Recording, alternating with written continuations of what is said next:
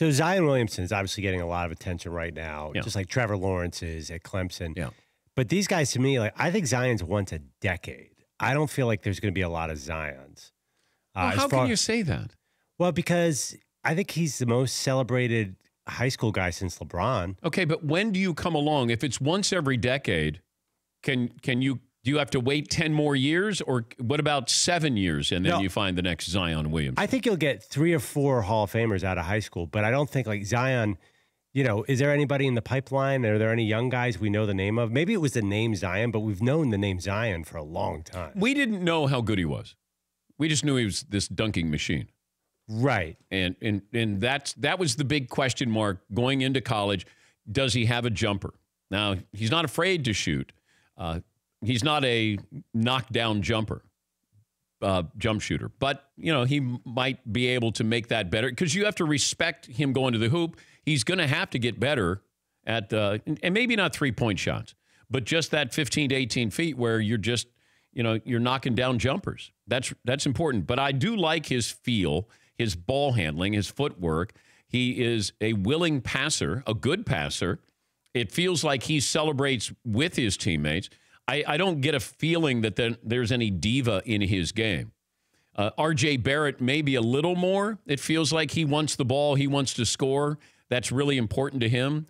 Zion, it feels like that he's just trying to, what do I need to do? Each time down the floor, what do I need to do? Whether it's offensively or defensively. I'm still waiting for Cam Reddish. Like, is he really going to be a top 3 pick, top 5 pick? I'm not sure. He has the build to be a great player, to be able to, outside and inside and transition, but maybe with those other two, he's sort of stuck there. I wonder if he's glad he went to Duke, or would he have preferred to have gone someplace else where he would have been the star? I wonder about that.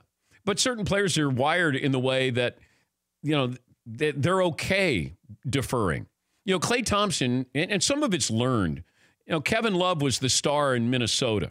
And then you have to rewire to be the second or third option. Chris Bosh was the man in Toronto. Then he had to rewire to be that man, the third option in Miami. And it's really hard to do. Klay Thompson, you're the star in college, and then you go to the Golden State Warriors. Well, you're sort of on par with this kid Steph Curry and then Draymond Green. We're all kind of in it together a little bit. And then all of a sudden you realize, Steph's your MVP. And then Klay has to realize that, okay, I'm number 2. Now he's number 3. So that it takes something special to be that.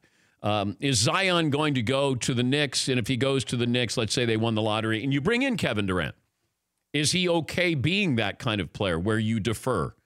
And I think he is. But I think he's learning that now at Duke, which is another reason why I think it was really important for him to go to Duke. Every game on national TV, every game scrutinized, the reporters covering your team. You also are playing for Coach K. You're playing with other players who are going to be top picks, egos, all of that, one and done. And I think that this has really benefited him. So when people say, well, what should he do? Shut it down. I have no issue if he wants to shut it down, as I said yesterday. If he wants to shut it down for the rest of the regular season, I have no issue with that.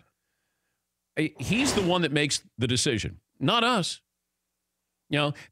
Once I go back to what I said yesterday, we look for opportunities where we can tell you our agenda. And that's what happened. When Zion went down, everybody had their agenda of, yep, see, they should be paid. Okay. How much is he going to get paid that made it worthwhile to go to Duke?